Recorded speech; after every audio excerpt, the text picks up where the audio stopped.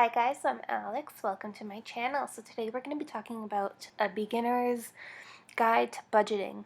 So a budget is essentially a plan for your money. So it helps you ensure your hard-earned money isn't being spent all over the place and you know where your money is going. It helps you allocate your expenses and it'll help you stay on track to achieving your financial goal.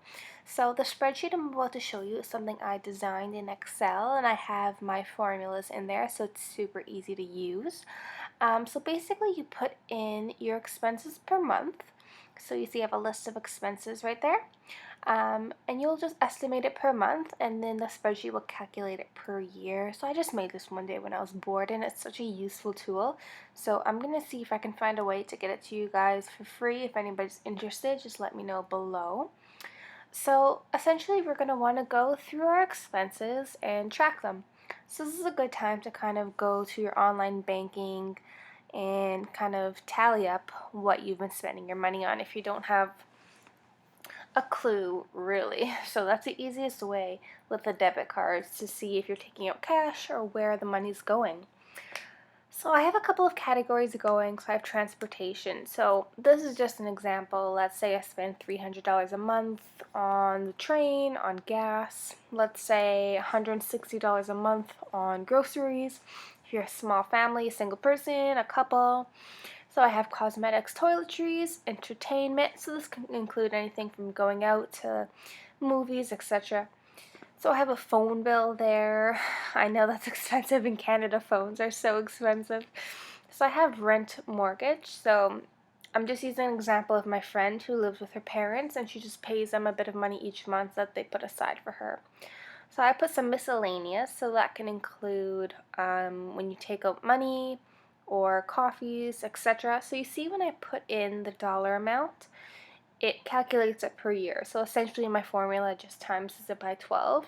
You can of course do this manually, like write it all down on a piece of paper and just multiply it by 12. I just found this way to be super easy. So at the bottom there, it totaled all my expenses per month and it totaled what I spend altogether per year. So if you go down to this lower kind of box here, we can do the net monthly pay. So how much do you take in per month? Your net monthly expenses, how much do you spend per month, and what is left over for saving and debt repayment. So again, it has a net yearly, so I put the formula in so that it calculates per year. So we can see per year we have an extra 12,000 and change that we can allocate to savings or that we can allocate to debt repayment should you have any debt. Now this part is really important because we need to figure out what to do with that leftover amount of money that we have. And I'm going up and tweaking it a little bit here. So the beauty of using a spreadsheet is that you can tweak it. With a piece of paper you have to throw it out and start over. So that's another reason I like this little spreadsheet I got going. So I'm just tweaking the expenses. And then we come down to the bottom and we fix our expenses here. Okay, so this bottom portion is really important because we see how much money that we have left over. So right under our net month, net year, we're going to write down our savings goal per year. So just looking at that number there and what's left over, we're going to do a realistic saving goal. So I'm doing $600 a month because I'm going to go under the consideration that we do have some debt. So $600 a month, and this I'm just going to calculate manually to see how much savings that would be in 1 year, so 12 months. So it's $7,200. Now that might be $7,200 that you didn't save before because you weren't allocating your funds and you were using them carelessly.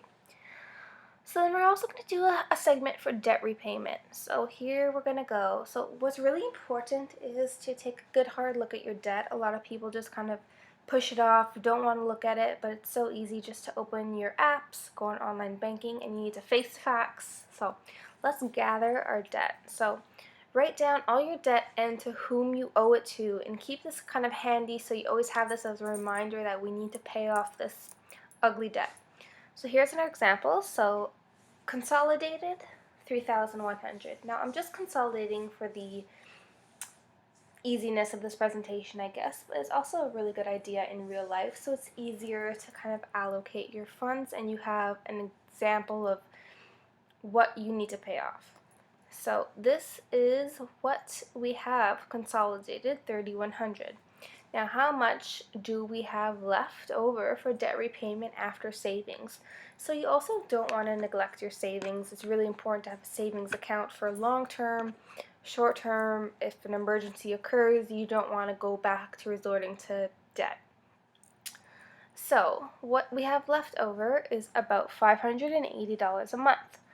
So we're going to be realistic. We're going to take that $500 a month, and with that amount of money, we can pay off our debt in 6 months' time, which will feel really nice. So I'm highlighting the important areas here, and that extra $80 can go to our emergency fund. So we have all of our accounts, figured out. We have a plan, and it will be really helpful long term. So I hope you guys enjoyed. I hope you found it informative, and good luck as always.